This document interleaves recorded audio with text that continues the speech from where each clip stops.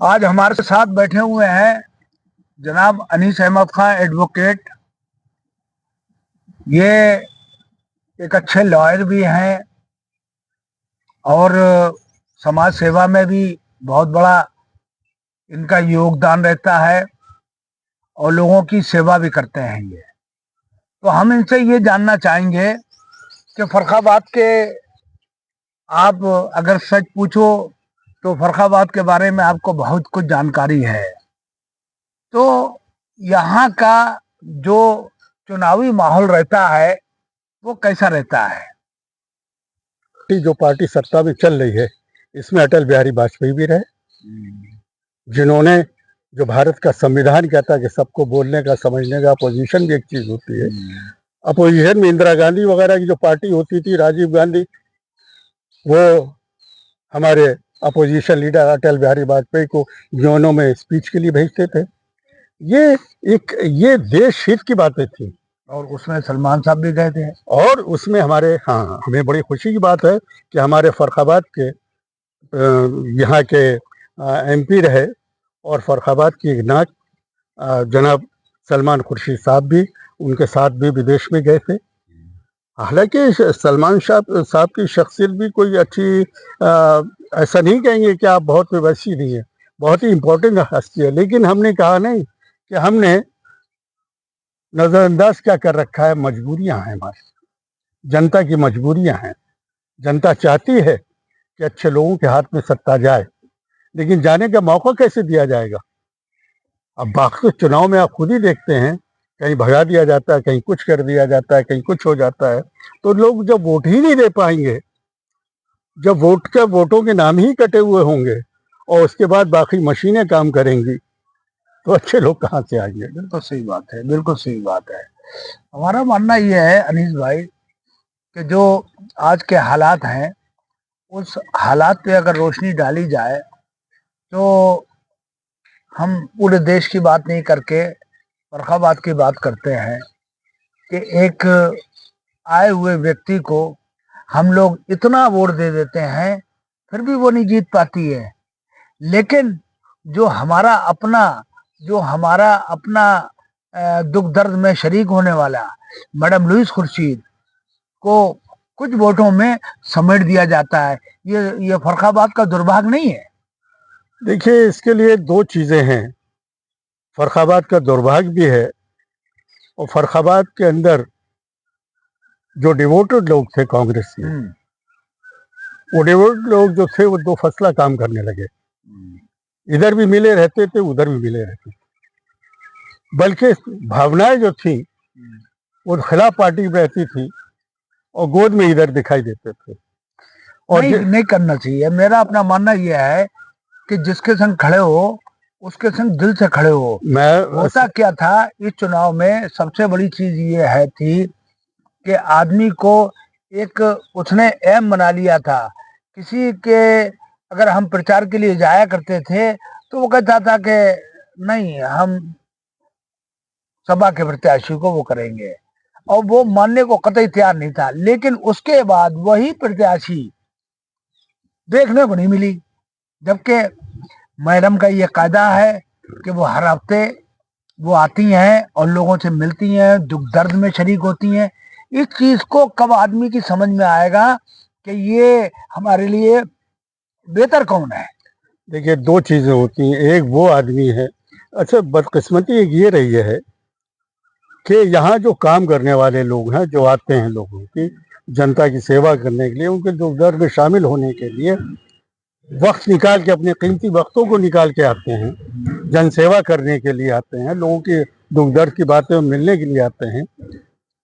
आप ऑन मौके पर लोग उन्हें भूल जाते हैं और ऊपर से हाई फाई करके जो थोपे जाते हैं लोग, उनको आदमी जो है वो हाई फाई करके ऐसे थोपे जाते हैं जैसे ये बहुत ही बड़ी चीज है, बड़ी उनका चीज है, और उसके आगे हम बात आपने कही। उसके आगे हम अपने अपने उस दीपक को भूल जाते हैं जो हमें वक्तन वक्तन रोशनी देता रहता है। बहुत अच्छी बात कही आपने।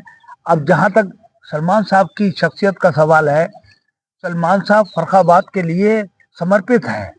जो आदमी सुप्रीम कोर्ट का लॉयर होने के बाद और फर्रुखाबाद का मुकदमा फ्री में लड़ता हो, ऐसा कोई हमें लॉयर बताओ जो अपनी प्रदेश के लिए, अपने कॉन्स्टिट्यूंसी के लिए वो फ्री में लड़ता हो।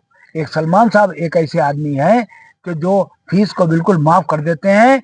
और ये उदाहरण एक नहीं है मेरी नज़र में, मेरी नज़र में बीसियों भाई ऐसे हैं जिसमें हिंदू भी हैं, मुसलमान भी हैं, जिनके फ्री चुनाव लड़के उन्होंने उनको जो है बरी कराया। लेकिन ये बात कोई कहने को तैयार नहीं है। होता क्या है कि बुराइयों पे सब लग जाते हैं, अच्छाइयों की बात कोई नहीं करता है। ये कब तक चलेगा? देखिए, ऐसा होता है कि किसी के नमक में जस होता है, किसी के नमक में जस नहीं होता। बहुत अच्छी बात कही आपने। नवाब साहब के जो हमारे सलमान साहब हैं, उनके नमक में जस नहीं है, कुछ सच्चाई है। जिनके साथ वो एहसानात करते हैं, जी जी, जिनके साथ वो हर तरह से हर कोशिश उनकी करते हैं। और ये मैंने भी सुना है, सच है, सुना नहीं समझा। मैंने बहुत से लोगों को देखा है जिन्होंने कहा कि सलमान साहब ने हमारी पैरवी करी है। बहुत से लोगों ने बड़े बड़े अच्छे जो मुकदमे चले उसमें सलमान साहब जाते हैं। हाँ। लेकिन घर की मुर्गी दाल बराबर समझ के अब उनको अहमियत नहीं देते हैं। और हम दूसरे को बहुत तरजीह देते हैं, चाहे उसने हमारे लिए कुछ ना किया हो। लेकिन सलमान साहब ऐसी हस्ती जो कुछ, देखिए सलमान साहब जो काम करते हैं उसका ढंढोरा नहीं पीटते ज़्यादा। एक तो सबसे बड़ी बात यही उनकी बात है। अगर उनसे ये बात कहो कि भाईजान ये थोड़ा सा आप इसको, तो वो कहते हैं नहीं। अभी एक वाकया बताएं, एक शख्स इलाज के लिए उनके पास गया और जाने के बाद लोगों ने वहां जो खड़े हुए थे उन्होंने कहा ये हर पार्टी का आदमी है और आप इसकी मदद कर रहे हो। तो उनके ये अल्फाज थे कि हम मरीज का इलाज करा रहे हैं, इससे पार्टी का कोई लेना देना नहीं। ये है माना। देखिए, ये है इंसानियत, ये है इंसानियत जो दूसरों के दुख दर्द में काम आ जाए, उसकी मदद करे, बल्कि नहीं उसकी टांग खींचे।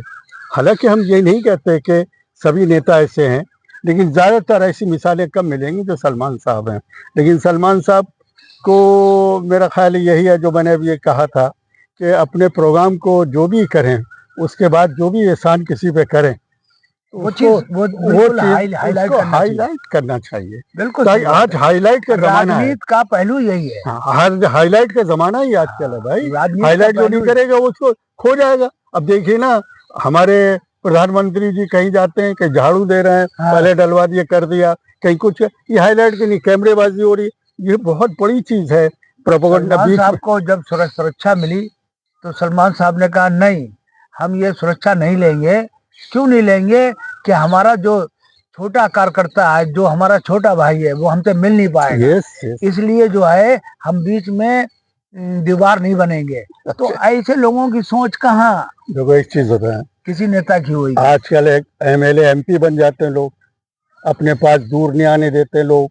उनके कमांडो इतनी दूर से बात करिए एमपी साहब से, एमएलए साहब से, काले आदमी इस बात नहीं करते हैं। लेकिन वो सलमान साहब ऐसे हैं जिनको लोग ऐसे हाथ पकड़ के बात कर लेते हैं। सलमान साहब ये बात है, पंडित जी का वो जाते हैं कि जबकि वो इंटरनेशनल फिगर है। सच्चाई है, इंटरनेशनल इंडिया का मुस्लिम चेहरा है जबरदस्त। सुप्रीम कोर्ट से लेकर जिस प्रोफेशन में है वो कामयाब आदमी है। लेकिन हम उनको लेकिन पता नहीं क्या बात है, मैं अपनी खुद भी कहता हूँ, पता नहीं क्या बात है, जब चुनाव आता है तो हम किन लोगों के भड़कावे में आ जाते हैं, कहाँ चले जाते हैं। कि जो कल्याण कर सकता है फर्रुखाबाद, उनके बाप ने किया भाई। चीनी मिल उनके बाप ने बनाई, शुगर मिल उनके बाप ने बनाई, क्या क्या काम उनके बाप ने नहीं किया, है ना। हमें और दूसरा हमें ये बता दें क्या करें, हमें लोगों को सोच को बदलना पड़ेगा। आज के जमाना प्रोपेगेंडा के जमाना है। सलमान साहब को ये प्रोपेगेंडा नहीं, इस सच्चाई को लोगों तक ले जाना चाहिए और बताना चाहिए कि फर्रुखाबाद के लोगों में हमारे बाप ने क्या किया, हमने क्या किया, और आने के लिए हम आपके लिए क्या क्या करेंगे। ये सलमान साहब को अपनी अच्छी टीम लेके करना पड़ेगा। बहुत अच्छी बातें आपने बताई, बहुत बढ़िया बातें लगी और जिंदगी की सच्चाई आपने बयां कर दी और फर्रुखाबाद की नब्ज बयां कर दी। तो ये थे हमारे अनीस अहमद खां एडवोकेट, जिन्होंने बेबाक होके हमें बताया कि सलमान साहब क्या चीज़ है और ये परिवार क्या चीज़ है, जिन्होंने सब कुछ किया फर्रुखाबाद के लिए। हम इसी के साथ अपना ये वीडियो ख़त्म करते हैं। जय हिंद, जय भारत। और आपको कैसा मेरा ये वीडियो लगा कमेंट बॉक्स में ज़रूर बताएं, और शेयर करें, कमेंट करें और लाइक करें। जय हिंद, जय भारत।